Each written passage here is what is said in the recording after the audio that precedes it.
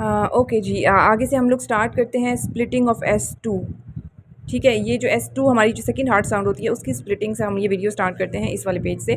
Okay, तो हमारे पास 3 तरह की या 4 तरह की स्प्लिटिंग्स होती हैं। एक फिजियोलॉजिकल होती है, एक इसका ऑपोजिट पैराडॉक्सिकल होती है, एक थोड़ी वाइड होती है और एक फिक्स्ड होती है। ठीक है, मतलब वो फिक्स है।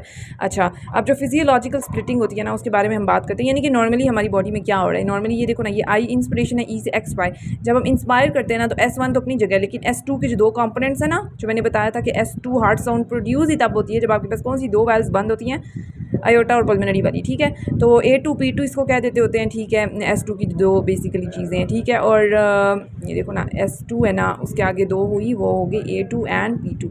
अच्छा, तो ये जो आपके पास है ना बात कि इंस्पिरेशन में क्या, एक्सपिरेशन में तो देखो काम ठीक चल रहा है ना, A2 P2 इस तरह करके प्रोड्यूस हुई। लेकिन आपके पास जो इंस्पिरेशन जब होती है ना, यानी जब हम लोग जो है ना वो सांस अंदर लेके जाते हैं, तो क्या होता है कि हमारे अंदर इंट्राथोरेसिक जो प्रेशर होता है ना, जो हमारे लंग्स के का जो इंट्राथोरेसिक प्रेशर होता है, ठीक है, वो ना ज़रा ड्रॉप कर जाता है, जिसकी वजह से ना पीछे से वेन्स के अंदर रिटर्न को ना ज़्यादा स्पेस मिल जाती है। तो वीनस रिटर्न ज़्यादा होता है, जिसकी वजह से ज़ाहिर है वीनस रिटर्न कहाँ पे आ रहा है, राइट एट्रियम में, फिर राइट वेंट्रिकल में आ रहा है, तो उसकी फीलिंग ज़्यादा हो जाएगी। ठीक है, वो आगे से इजेक्ट स्ट्रोक वॉल्यूम उसका ज़्यादा होएगा। ठीक है, तो उसका जो इजेक्शन टाइम होएगा वो ज़्यादा होएगा, जिसकी वजह से जो पल्मोनिक वाल्व होएगी ना, वो थोड़ी सी ना उसको टाइम थोड़ा ज़्यादा लगेगा, तो इसलिए वो डिले होगी बंद। ठीक है, वो बंद जब लेट होती है तो वो A2 के बाद बंद होती है। तो देख लो, आई वाला इंस्पिरेशन, इसके अंदर ये क्या दिखाया हुआ है, ऊपर वाली रेड लाइन के थोड़ा सा बाद में नीचे वाली रेड लाइन आई हुई है, यानी कि थोड़े सा ना जो नॉर्मली ये नॉर्मल डिले होता है। ठीक है, लेकिन आगे हम पढ़ेंगे कि जब पैराडॉक्सिकल स्प्लिटिंग होती है ना, ठीक है, that is totally opposite of the above.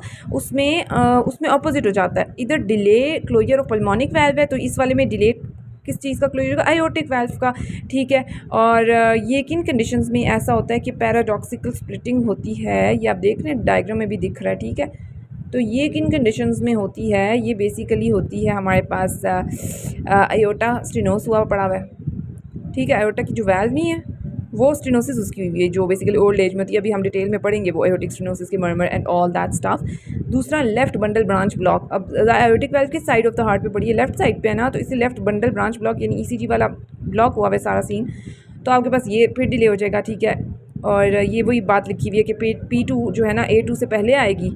ठीक है, और ये वही बात भी दी है कि this is exactly opposite to that of physiological splitting which I just have told you. Okay, अच्छा, उसके बाद आ जाता है वाइड स्प्लिटिंग, यानी कि थोड़ी बड़ी स्प्लिटिंग, यानी नॉर्मल से A2 और P2 के बीच में जो गैप है वो ज़्यादा आ गया है। और ये कब होएगी, ये थोड़ी सी ज़्यादा जो स्प्लिटिंग होएगी, ज़्यादा टाइम कब लगेगा, जब आपके पास राइट वेंट्रिकल ना एम्प्टी लेट हो रहा होएगा। वो तब लेट राइट वेंट्रिकल एम्प्टी करेगा जब उसके आगे जो वेल्व पड़ी है ना वो स्टेनोस पड़ी हुई है। ठीक है, जाहिर उधर रेजिस्टेंस आ रही है, वो लेट एम्प्टी कर रही है फिर राइट वेंट्रिकल, तो वो तब पल्मोनरी वेल्व पड़ी है, वो उसकी स्टेनोसिस हुई हुई है। या फिर right side of the heart पे जो है ना वो क्या होगा, right side of the heart का ना बंडल ब्रांच ब्लॉक आया है, RBBB इसको कहते हैं। ठीक है, अच्छा, सो इसकी वजह से क्या आएगा, डिले पल्मोनिक साउंड आएगी, स्पेशली ऑन इंस्पायरेशन। तो this is simply an exaggeration of the normal splitting. ये देख लो, नॉर्मल स्प्लिटिंग जो थी वो थोड़ी सी ज़्यादा हो गई, तो वो उसको हम लोग कहते हैं वाइड ज़रा स्प्लिटिंग हो गई है। ठीक है, इन 2 कंडीशंस में होती है जो कि आपको याद होने चाहिए, RBBB एंड पल्मोनिक स्टेनोसिस। सो आगे बात हम करते हैं फिक्स्ड स्प्लिटिंग की। ये इसके बारे में बहुत MC की बात है, तो ये काफ़ी रटा हुआ भी होता है बच्चों को कि फिक्स्ड किस्म की स्प्लिटिंग किस में होती है, ASD में होती है, एट्रियल सेप्टल डिफेक्ट के अंदर। ठीक है, ये देखो फिक्स किस्म की A2 P2 बराबर का दोनों में फिक्स किस्म का गैप आ रहा है। और ये इसके बारे में ये है कि आपके पास ASD एट्रिया के जो बीच में 2 एट्रियाज के बीच में जो सेप्टम होता है वो डिफेक्टेड है लेफ्ट से, जिसकी वजह से राइट की सारा ब्लड आ जाएगा, राइट एट्रियम ज़रा ज़्यादा फिल हो जाएगा, उसकी राइट वेंट्रिकल को ज़्यादा फिल कराएगा, उसकी वजह से ज़्यादा फ्लो जाएगा आगे पल्मोनिक वाल्व में, तो इसकी वजह से वो जो है ना उसको टाइम ज़्यादा लगेगा, तो डिले हो जाएगा उसका पल्मोनिक वाल्व का closure. But this is independent of respiration. जैसे ऊपर वाला था इंस्पिरेशन में होता था ये काम नॉर्मली, लेकिन ये रेस्पिरेशन से टोटली इंडिपेंडेंट होएगा। ठीक है, पेशेंट को देखोगे कि सांस जब अंदर की तरफ ले रहा है और फिर एक्सेल कर रहा है, तो इनहेलेशन में नहीं फ़र्क पड़ेगा, अंदर भी कर रहा है बाहर भी कर रहा है, दोनों केसेस में उसका जो है ना वो डिले आ रहेगा पल्मोनिक वाल्व का, यानी फिक्स्ड स्प्लिटिंग मिल रही होगी। सही हो गया, इसका MCQ पूछा जाता है। उसके बाद जाता है पैराडॉक्सिकल स्प्लिटिंग, जो मैंने ऑलरेडी जो है वो आप लोगों को बता दिया है, that is opposite of physiological one. ठीक हो गया, अब हम जो है ना वो नेक्स्ट बात करते हैं। अच्छा, नेक्स्ट ना ये हमारे पास आ जाता होता है ऑस्कल्टेशंस ऑफ द हार्ट। ये कहाँ पे करते हैं, इसके लिए ना एक निमोनिक होता है APTM। ठीक है, सबसे पहले A, फिर उसके साथ ही P, उसके नीचे जाओ T, और उसके बाद एपिक्स ऑफ द हार्ट तक जाओ तो M। ठीक है, यानी यहाँ पे जो है ना वो मर्मर सुनाई देते हैं, मतलब नॉर्मली भी एस्कल्टेट हम यहाँ पे भी कर सकते हैं। ठीक है, A जो होता है आयोटिक एरिया, अभी हम उसकी बात करते हैं। ठीक है, अच्छा, एक एयोटिक एरिया में होता ये है कि ये देखें, अयोटिक एरिया में क्या होता है कि इसमें जो है ना वो सिस्टोलिक मर्मर आता है। ठीक है, अभी हम आगे पढ़ेंगे भी सिस्टोलिक, डायस्टोलिक और कंटिन्यूस मर्मर्स के बारे में अगले पेज में डिटेल में, तो इसी वीडियो में इंशाल्लाह। तो अयोटिक एरिया में हमेशा सिस्टोलिक मर्मर होता है। ठीक है, अब वो किन किन कंडीशन, क्या क्या कंडीशन होती है जिसमें सिस्टोलिक मर्मर आता है? एक तो स्टेनोसिस, अयोटा की वाल्व की हुई है। दूसरा जो फ्लो मर्मर तो नॉर्मल होता है, जो फिजियोलॉजिकल होता है। और तीसरा आ जाता है अयोटिक वाल्व की स्क्लेरोसिस हुई हुई है। ठीक है, जरा सा वो स्क्लेरोज हुआ है या उसको स्टेनोज हुआ है, तो इस केस में जो है ना अयोटा की जो है ना सिस्टोलिक मर्मर सुनाई देगा। और वो किस जगह पे सुनाई देगा? ये देख रहे हो, ये राइट साइड है हार्ट की और ये लेफ्ट साइड है। तो राइट साइड पे सेकंड इंटरकॉस्टल स्पेस में हमें ए, यानी कि ये देखो ना 1 है और ये 2 है, और ये इस सेकंड इंटरकॉस्टल स्पेस में बेसिकली हमारे पास अयोटिक जो मर्मर है ना वो सुनाई देगा वाल्व का, और ये सिस्टोलिक मर्मर होता है। ये एमसीक्यू पूछा जाता है। अच्छा, फिर ए के साथ क्या पड़ा हुआ है? पी पड़ा हुआ है साथ ही ऑपोजिट पे ना, राइट सेकंड इंटरकॉस्टल स्पेस में, वहाँ पे जो है ना हमारे पास पी पड़ा हुआ है, पल्मोनिक एरिया पड़ा हुआ है। ठीक है, अच्छा पल्मोनिक एरिया में क्या होता है? इसमें हमारे पास सिस्टोलिक इजेक्शन मर्मर, ठीक है, ये भी सिस्टोलिक मर्मर होता है, सिस्टोलिक इजेक्शन मर्मर होता है। और पल्मोनिक एरिया की वही बात, स्टेनोसिस आ गई, ये फ्लो मर्मर है। और एक बात याद रखनी है, जो एएसडी का मर्मर होता है ना, एक तो इसमें हमने अभी पीछे पढ़ा है कि इसमें क्या होता है, फिक्स्ड स्प्लिटिंग होती है एएसडी में। और दूसरा ये एमसीक्यू है कि जो एएसडी होता है, ठीक है, उसमें आपका उसका मर्मर किस एरिया में सुनाई देता है? ठीक है, तो वो पल्मोनरी एरिया में सुनाई देता है, पल्मोनिक एरिया में। ठीक हो गया। अच्छा, पी के बाद नीचे क्या था? टी, यानी ए पी टी एम था ना, तो पी के नीचे वर्टिकल में जाओ तो टी आता है। ठीक है, अभी उन दोनों के बीच की भी बात करेंगे, लेकिन टी की बात हम लोग पहले कर लेते हैं। ठीक है, T is basically the tricuspid वाला एरिया, जहाँ पे हमें ट्राइकस्पिड का मर्मर सुनाई देगा। और यहाँ पे देखो मैंने ऊपर एएसडी लिखा है और नीचे मैंने वीएसडी लिखा हुआ है, तो ऐसे याद करना है, वर्टिकल में ऊपर एएसडी का मर्मर आएगा और ट्राइकस्पिड वाले में वीएसडी का मर्मर आएगा। ठीक है, अच्छा अब हम ये थोड़ा सा देख लेते हैं ट्राइकस्पिड एरिया के बारे में। ठीक है, इसमें बेसिकली पैन सिस्टोलिक या हॉलो सिस्टोलिक, ये भी मैं अगले पेज में पढ़ेंगे भी, कि एक पूरा ओवरऑल मतलब एक कंटिन्यूस किस्म का जो है ना मर्मर आ रहा होता है, जिसको पैन सिस्टोलिक या हॉलो सिस्टोलिक मर्मर कहते हैं। और ये ट्राइकस्पिड की जो है ना रीगर्जिटेशन में सुनाई देता है। ठीक है, या फिर वीएसडी जो मैंने अभी बताया उसमें सुनाई देता है। ठीक है, उसके बाद हम आ जाते होते हैं, अच्छा ये ना सिस्टोलिक मर्मर की बात की थी, और अभी डायस्टोलिक भी इसका ट्राइकस्पिड का एक होता है जिसमें स्टेनोसिस में आता है। ठीक है, ठीक है, उसके बाद अभी मैं निमोनिक भी बताऊंगी आपको कि आपने याद कैसे रखना है इस चीज़ को। उसके बाद लास्ट में आ जाता है ये M, mitral area. Mitral area में क्या होता है? ये आपके पास माइट्रल एरिया जो होता है, इसमें ये वाला आ जाता है एपिक्स। एपिक्स को हमेशा जब भी बात होती है हम माइट्रल एरिया की बात करते हैं। ठीक है, इसमें सिस्टोलिक और डायस्टोलिक दोनों होते हैं। वही बात, सिस्टोलिक में एमआर का मर्मर, माइट्रल रिगर्जिटेशन, और जब भी माइट्रल रिगर्जिटेशन होती है ना, लफ्स यूज़ इसके साथ ही, तो इसके साथ ही जो है ना वो माइट्रल वाल्व प्रोलैप्स एमवीपी का भी वर्ड यूज़ होता है, साथ साथ होते हैं ये दोनों। ठीक हो गया। उसका ये जो डायस्टोलिक मर्मर था वो माइट्रल स्टेनोसिस, इसी चीज़ का स्टेनोसिस वाला पार्ट आ गया। ठीक है, अब इसको याद करने का एक तरीका भी बताती हूँ। ये देखिए, ये मैंने यहाँ पे लिखा हुआ भी है कि जो आपके पास एपीटीएम था ना, उसके जो पहले दो कंपोनेंट्स है ना, एपी और आखिरी दो है टीएम। अच्छा, जो एपी होता है ना, यानी ऊपर की दोनों चीज़ें ए और पी, इनमें ये होता है कि जो एस होता है, यानी कि जो स्टेनोस्ट वाल्व होती है ना, उसके अंदर सिस्टोलिक मर्मर सुनाई देता है। एस देखो, स्टेनोस्ट वाल्व के अंदर सिस्टोलिक मर्मर सुनाई देता है। सेम गोज फॉर पी के स्टेनोस्ट वाल्व, उसी का सेम स्टेनोस्ट वाल्व के अंदर सिस्टोलिक मर्मर सुनाई देता है। ये याद हो गया। ठीक है, अब जो बाकी दो बच गए हैं ना, यानी कि टी और एम, उसमें देखो उल्टा हो जाता है। ठीक है, उसमें जो स्टेनोस्ट है ना उसके अंदर डायस्टोलिक है। ये देखो, स्टेनोस्ट के अंदर डायस्टोलिक है। ये याद करने का एक तरीका हो गया। दूसरी चीज़ ये पता होनी चाहिए कि इन दोनों एरियाज़ के बीच में क्या चीज़ पड़ी है। इन दोनों एरियाज़ के बीच में, यानी कि पी और टी के बीच में एक पॉइंट है ना, वो बेसिकली इसको कहते हैं लेफ्ट स्टर्नल बॉर्डर। ठीक है, उसमें क्या होता है? उसमें भी सिस्टोलिक मर्मर और डायस्टोलिक होता है। अच्छा, इसके जो सिस्टोलिक मर्मर में हुक्म, यानी कि हाइपरट्रोफी कार्डियोमायोपैथी का मर्मर सुनाई देता है, और जो डायस्टोलिक होता है उसमें AR और PR का मर्मर सुनाई देता है। जो सेमीन्यूलर वैल्व्स होती है ना दोनों, उनके रिगर्जिटेशन का मर्मर सुनाई देता है लेफ्ट स्टर्नल बॉर्डर पे। उसके बाद एक बहुत इंपॉर्टेंट बात जो पूछी जाती है, वो ये आपको पिंक कलर की दो एरोज़ दिख रही हैं। ठीक है, उसमें ये बताया गया कि जो एयोटिक स्टेनोसिस होती है ना, एयोटिक स्टेनोसिस जो आगे बताऊंगी भी, उसका जो मर्मर होता है वो रेडिएट करता है ऊपर की तरफ टुवर्ड्स एक्सिला, वो सॉरी ये क्या कहते हैं इसे, कैरोटिड्स। ठीक है, और जो ये क्या है, ये आपको नीचे ग्रीन एरो दिख रही है, माइट्रल रिगर्ज। इसका जो मर्मर होता है माइट्रल रिगर्ज का, वो नीचे जो एपिक्स होता है ना उसकी तरफ जाते हुए एक्सिला की तरफ रेडिएट करता है।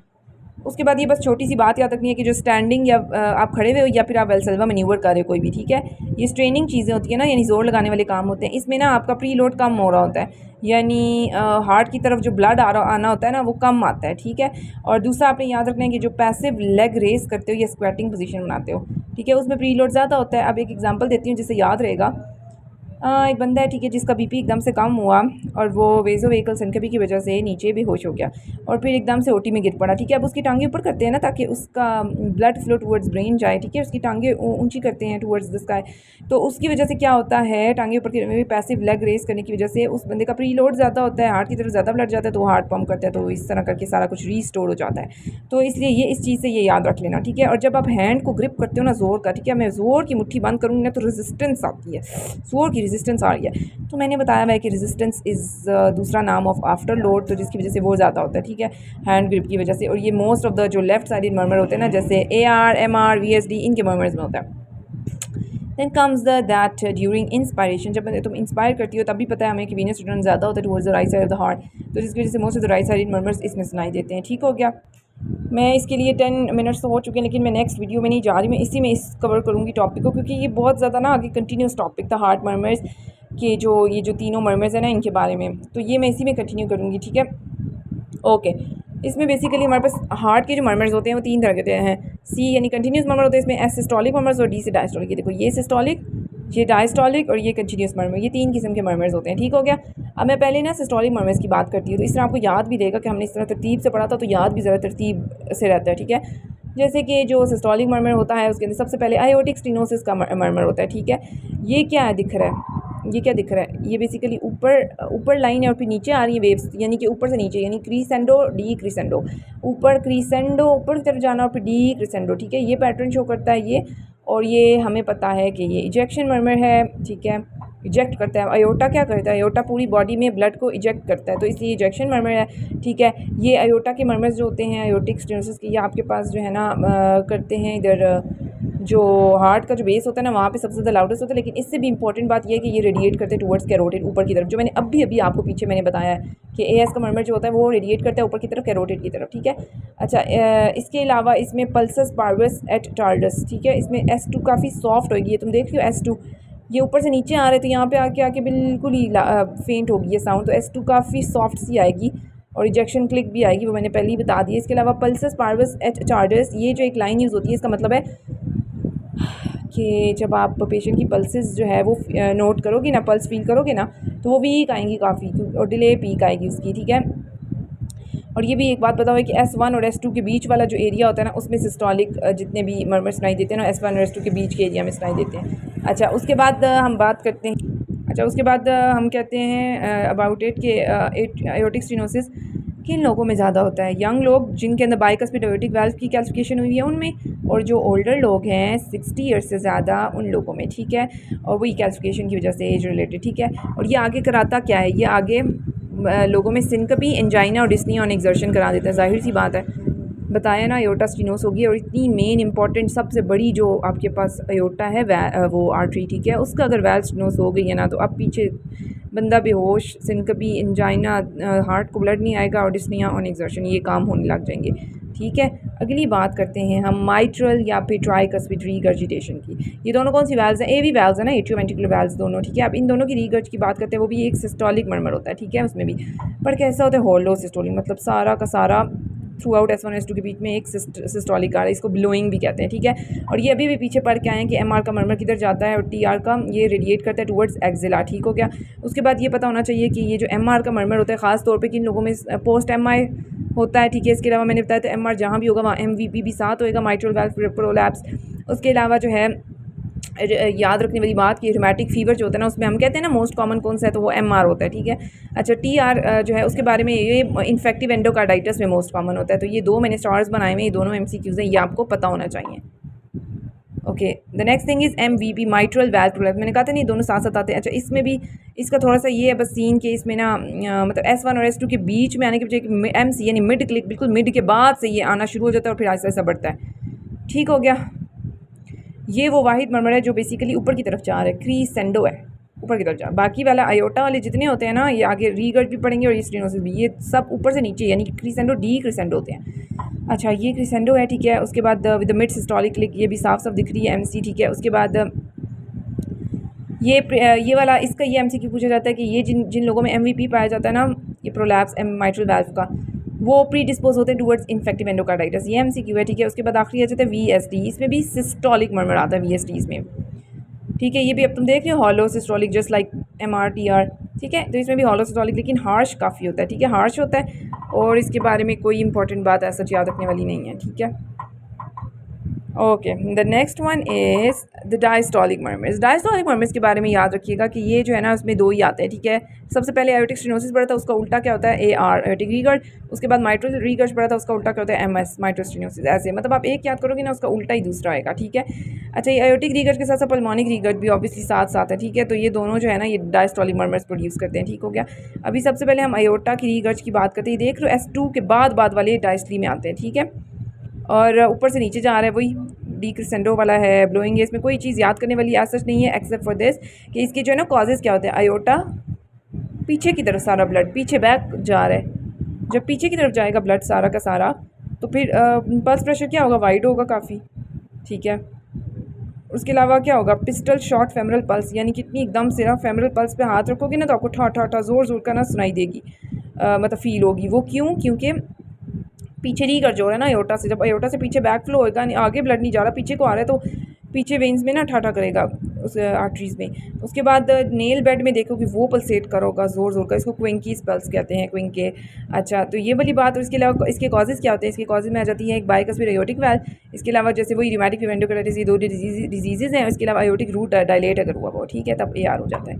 उसके बाद जाता है mitral stenosis. This is very very important. इसमें OS ओपनिंग स्नैप एक आता है हमेशा, और उसके बाद से जो है ना स्टार्ट होना शुरू हो जाता है। जैसे सेकंड हार्ट साउंड S2 और OS के बीच में जितना गैप कम होगा ना उतनी सेवेरिटी डिजीज़ की ज़्यादा होगी। ठीक है, और दूसरी बात ये कि ये एक late and highly specific sequel of rheumatic fever.